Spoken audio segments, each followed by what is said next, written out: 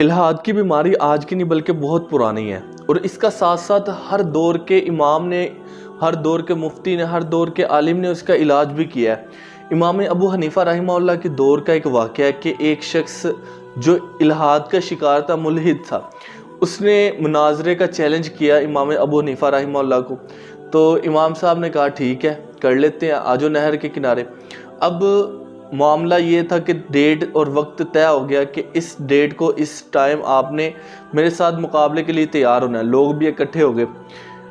اب ٹائم سے 1 گھنٹہ لیٹ ہو گئے امام ابو حنیفہ رحمہ اللہ۔ اب اس شخص نے 1 گھنٹہ لیٹ آنے کی وجہ سے امام ابو حنیفہ رحمہ اللہ پر چڑھائی کرنے کی کوشش کی۔ اس نے کہا کہ کیسا آپ اسلام کرتے ہیں اور خود وقت کی پابندی نہیں کرتے۔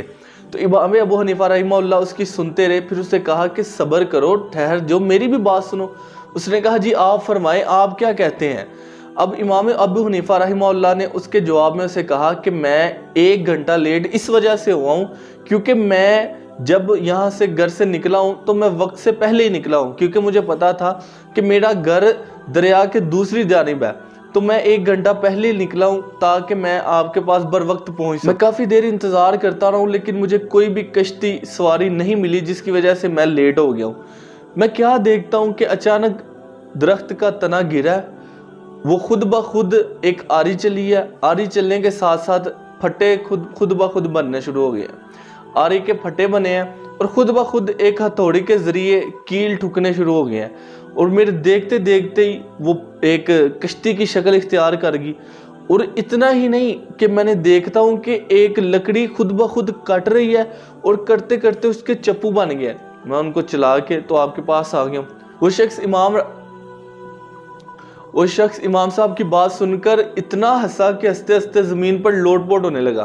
اس نے کہا جی کیسی بات کر رہے ہیں، کیسی عجیب بات ہے کہ ایک کشتی خود بخود بن گئی۔ امام صاحب نے کہا کیا ایسا ممکن نہیں؟ اس نے کہا جی ایسا بالکل ممکن نہیں، آپ 1 گھنٹے کی بات کر رہے ہیں، میں آپ کو چیلنج دیتا ہوں کہ آپ 100 سال بھی لگا لیں، یہ کشتی خود بخود نہیں بن سکتی۔ امام صاحب نے کہا کیا 100 سال میں بھی نہیں بنے گی؟ اس نے کہا جی 100 سال میں بھی نہیں بنے گی۔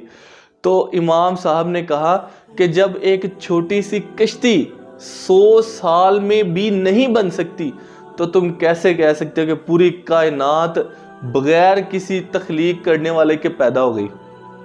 وہ شخص بڑا شرمندہ سا ہوا اور امام صاحب نے یہ بات کر کے اپنا راستہ ناپا اور چلے گئے۔ تو ہر دور میں کسی نہ کسی بندے کے ساتھ وقت کے امام، وقت کے عالم کی اس بارے میں بحث چلتی رہتی تھی۔ آج کچھ لوگ پریشان ہیں کہ یار الحاد بہت زیادہ بڑھ رہا ہے، لیکن کبھی ہم پیچھے نظریں دوڑائیں نا تو الحاد بہت زیادہ تھا۔ اب تو یہ چند گنے چنے لوگ ہیں جو ابھی رولا ڈال کر بیٹھے ہوئے ہیں۔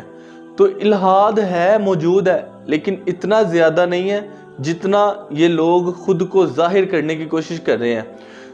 آپ کوئی بھی چیز ہے، میں نے ایک یہ ویسٹ کوٹ پہنی ہوئی ہے، ویسٹ کوٹ کیا خود بخود بن سکتی ہے؟ بالکل بھی نہیں۔ یہ بھی ایک، ہر ڈیزائن کے پیچھے ایک ڈیزائنر ہے۔ تو اتنی بڑی تخلیق، اتنی بڑی کائنات کے پیچھے ایک ڈیزائنر ہے اور وہ رب العالمین ہے۔ اللہ تعالیٰ ہمیں سمجھنے کی، عمل کرنے کی توفیق عطا فرمائے۔